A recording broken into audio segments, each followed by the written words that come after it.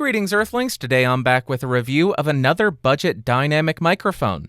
That microphone being the relatively new Mackie EM-89D. If you are interested in this microphone, it will cost you around $70, and like always, I'll throw some links in the description down below. For this review, I have the microphone running directly into the Focusrite 18i 22nd Gen. I'm recording 24-bit 48 kilohertz. My gain is set at around 4 o'clock, and I will not do any kind of post-processing, but I may have to boost the audio a little bit in post, so check the doobly-doo to see what I diddly did. And now let's talk about what comes in the box. What a big surprise, you're going to get the microphone. You'll get a microphone mount, which does not come with a 5/8 to 3/8 inch microphone stand adapter. You'll get a 16-ish foot XLR to XLR cable, a zippered storage pouch to store the microphone and microphone mount, and a little bit of documentation. Then as far as the build quality, I really have no complaints about this thing. It has an all-metal handle to it. The metal mesh grill is very firm and does not have any give to it. Around the grill, you do have this angular ring so the microphone doesn't roll away when you set it down. As we move around the microphone, there are no buttons or on-off switches. The bottom of the microphone, you'll find the XLR port, and if this matters to you, the microphone is made in China. Then as far as the specs, this microphone has a cardioid polar pattern, a frequency response of 50 Hz to 16 kHz, a sensitivity of around -52 dB, and an impedance of 600 ohms. Now I'm spinning around the 89D to 90 degrees so you can hear the off-axis rejection and coloration. We'll continue around the microphone to 180 degrees. Here's what it sounds like from the rear of the capsule. Continuing around to the second 90-degree angle, there we go, and then rotating and ending at the front of the mic. Now let's test the plosive rejection of this thing. Please bring pizza pronto. Please bring pizza pronto. Please bring pizza pronto. Now I'm right on top of the microphone so you can hear what kind of proximity effect this microphone has while I pop the microphone simultaneously. Now I'm about 3 inches off of the microphone with it pointed at the corner of my mouth, and here is how it sounds. Now I'm about 1 foot away from the microphone, 2 feet away from the microphone, and about 4 feet away from the microphone. Now I am typing on a keyboard with Gatoron blue switches to see how much of my voice versus how much of the keyboard it picks up. And now I'm typing on the sad W keys in case you're one of those gamin' types that just types on them or something. Now here is how the microphone sounds in a well-treated room. And here is how the microphone sounds in a completely untreated room when I don't set the exposure on my webcam. Now to see how well the microphone rejects shocks, I'll go ahead and tap on my desk to see how much of that noise it can reject. And I'll tap on the boom arm. Next, I'll go ahead and tap on the microphone to see if there are any kind of resonant frequencies.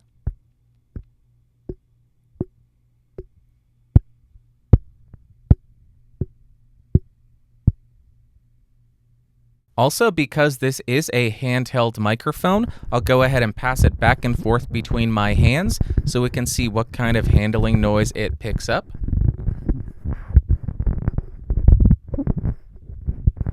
And although I do not condone this behavior, I will go ahead and cup the microphone so you can hear how it sounds in case you are doing that. You can hear how it affects the frequency response. Now I have let go of it and it opens the microphone sound up quite a bit. And again, I'll go ahead and cup the microphone. There you go. That is how the microphone performs in that situation. Next, we're going to do a very quick spoken word comparison between the EM91D or 89D and a bunch of other handheld microphones on the market so we can see how it stacks up against the competition. Like always, we'll start on the mic that we're reviewing. This is the EM89D, 3 inches off, gain at 4 o'clock. Check the lower third, and let's jump to the first mic. First up, we are on the Behringer XM8500. This is a $20 to $25 XLR dynamic microphone. I am 3 inches off of this thing. Gain is still set at 4 o'clock. And here's how it sounds. Let's jump back to the Mackie and do some more comparisons. A lot more comparisons. Again, on the 89D, I have not changed anything. Here is how it sounds. Same distance, same gain. Let's jump to the next microphone. Now we are on the Shure SM58. This is a $40 handheld dynamic microphone. I am 3 inches off. I almost said 6, but 3 inches off. Gain at 4 o'clock. Here's how it sounds. About half the price of the Mackie. Does it sound better or worse? Let's jump back and do some more of these. All right, just in case you are wondering, this is what the 89D sounds like. Just listen to it and get a feel for the tone before we jump to the next one. Now we are on the Lewitt MTP250DM. This is an $80 handheld dynamic microphone. I am 3 inches off, gain at 4 o'clock, check the lower third to see how much I boosted it, and let us jump to the next microphone because we are done with this one. Again, on the 89D, in between every single microphone we will be doing this. Here's how it sounds. Let's jump to the next comparison.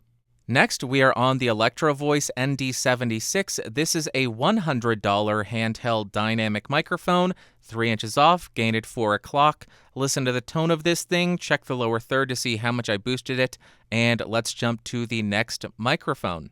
Back on the EM-89D again, nothing has changed. Check the lower third to see how much I boost each of these microphones in post, and let's jump to the next microphone. Next, we are on the Audix OM2. I know, OMG, what a shocker. This is another $100 handheld dynamic microphone. Nothing has changed. 3 inches off, gain at 4 o'clock, and here's how it sounds. Let's jump back to the Mackie so we can do a bunch more of these. In case you've forgotten, the EM-89D is $70, I think. I've forgotten. But regardless, here's how the microphone sounds. Let's jump to the next one. Now we are on the AKG D5, another $100 handheld dynamic microphone. I am 3 inches off. My gain is still at 4 o'clock. Check the lower third to see how much I boosted it, and there you go. AKG's $100 dynamic offering. Let's jump back to the Mackie. Again, we are on the EM-89D. Here is how it sounds. Just listen to it, get a feel for it before we jump to the next microphone, and let's do that right now. Now I am on the Sennheiser E835, another $100 handheld dynamic microphone, and I think this is officially the midpoint of the comparisons. 3 inches off, gain at 4 o'clock, check the lower third, and we've got more of these to do. So let's get it jumping on it. Let's go. Nothing has changed, but we have a lot of these to do, and I'm not going to ramble any longer. Here is the EM-89D. Let's go to the next one. I know y'all weren't expecting to get out of this without hearing the Shure SM58, another $100 handheld dynamic microphone, a classic, an industry standard. Here's how it sounds. Gain at 4 o'clock, 3 inches away. Let's do more of these because we've got more to do. I bet you didn't think we were going to still be doing these things, but yes, we are. There are a lot that we're comparing. This is the EM-89D. Let's jump to the next comparison that we're doing. Next, we are on one of my all-time favorites, the SE Electronics SEV7. This is a $100 handheld dynamic. I bet you weren't expecting to hear that. 3 inches off, gain at 4 o'clock. Here's how it sounds. We've got a couple more to go, so hold your horses. Don't get your panties in a bunch or something that's going to offend somebody. Let's jump back to the Mackie. And here's the EM-89D again. We are still not done. I think we have a couple more to go. Here's how it sounds. Let's jumpity-doo into the next one, whatever that means. Now we are on the Beyerdynamic TGV70D, and I pronounced it that way intentionally. I am 3 inches off. My gain is at 4 o'clock, and I think this is a bit hot, but I said TGV because I like that guy. Good channel. Great stuff over there. Okay, next microphone. All right, we are back on the EM-89D, and we are still not done. I know we've been doing a lot of these, but somebody's going to find it helpful, so let's jump to the next one. All right, we're jumping up quite a bit in price. By the way, that Beyerdynamic is $200. Now we are on the Neumann KMS105, a $700 handheld condenser microphone. I just had to include it because it was sitting on the desk because I love this thing, and here's how it sounds. Oh, gain is still at actually 4 o'clock, but 48 volts phantom power is on, and I am 3 inches off of this thing. Let's jump back and do 2 more comparisons, I think. Back on the 89D again, I will say just be happy you're not the one filming it or editing it, because that's the nightmare. You just get the pleasure of listening to it or skipping it, if that's what you opt to do. Next microphone. And here we go. We are on another oddball. This is the Beyerdynamic M160, a ribbon microphone. Again, I just had to include this because it was on my desk and I love this thing. This is a $700 microphone and gain it 100%, 3 inches off. There you go. Let's jump back, and I think we have one last comparison to do. And I believe this is going to be the very last microphone we're comparing it against. What could it be? I have no idea. Let's see what it is. And lastly, we are on the Neumann U87 Ai. This is a $3,600 multi-pattern studio condenser microphone. Not a fair comparison, but I'm doing it for context and to get my money's worth. Cardioid mode, 11 o'clock gain, and there you go. Let me know which of these microphones was your favorite. I know we did a lot of them, 13 of them, for bad luck. And let's jump to the music test.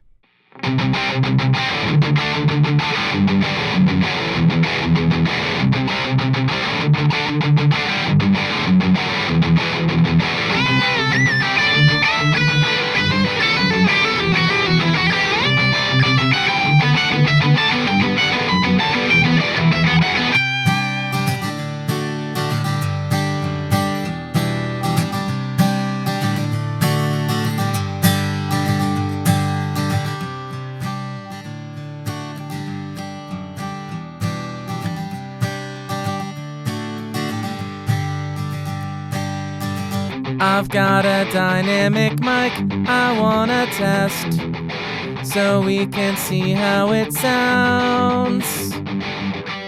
I don't really care about all of the rest, at least not in this video. So how's it sound? Sorry if my voice is a little bit raspier than usual. The smoke from the fire are killing me. The smoke from the fire are killing me, as well as English language be hard for me to speaketh that language. And a click is blaring in my ears, and I can't think straight anymore. This is no way to work. This is no way to work. How am I supposed to... Let's go to the outro. Okay, all things considered, for the price, I'm pretty impressed with what Mackie is offering here. And first up, in terms of pros, the microphone did a pretty good job at background noise rejection and rejection of room tone in the completely untreated room, and the build quality of the microphone feels pretty impressive. And then as far as cons, I think that the proximity effect on this thing can be a bit overpowering, so you will need to pay attention to your microphone technique. And I know people will scream at me in the comments saying, "Oh, you're 3 inches away from the microphone. That's terrible microphone." Shut up. Also, Also, the handling noise on this thing was not that good. It picked up quite a bit of that, and the plosives picks up a lot of that. Then as far as my overall thoughts and opinions of this microphone, on the electric guitar, I found the lows and low mids to be a bit undefined and boxy and muddy sounding, really not impressive down there. The top end is really crisp and clear, but also a little bit sizzly, and that just leads to somewhat of a V shape on the electric guitar, which is not typically something I look for. But maybe that's something you're into. For me, not going to be something I would typically reach for. Then on the acoustic guitar, I actually kind of liked it, which I was surprised by. Yes, the same holds true. The low end is a bit unclear and muddy, but the top end was a lot more lively sounding than what I'm used to for a dynamic microphone. And I think this could easily work on the acoustic in a pinch if you throw a bit of EQ on to clean up the low end. In a pinch, it could work on the acoustic, but if you have other options available, you're probably going to be able to find something a little bit better. Next up for singing, the top end is incredibly crisp and clear, but at the same time, it gets a little bit sharp and sibilant sounding. The low end, was not a problem on my voice because I don't have too much of a low end to my voice. If you have a very bassy and powerful and dominant voice, it may not be a really good fit. But also it has that V-shaped sound to it, lots of lows, lots of highs, and the mids are a little bit recessed, and I found that pretty beneficial and enjoyable on a voice like mine, which is kind of nasally, and closed off sounding. It helps clear that up a little bit. And lastly, for spoken word, what more can be said? It has a dominant low and low mid section. The top end is boosted quite heavily, and you get a very crisp sound, and you end up getting a V shape where the mids kind of take a back seat. And in the comparisons for spoken word, it made every other microphone sound like it had a claustrophobic closed-off midsection in comparison to this microphone. So if that's something you're looking for, it cleans up that midsection and seems to scoop it right out pretty well. And to wrap up, would I recommend the Mackie EM-89D? Maybe. I do think it's awesome that Mackie is offering such a different sound profile for a handheld dynamic microphone. That was very apparent when we compared it against 13 other microphones. Sounded completely different from all of them.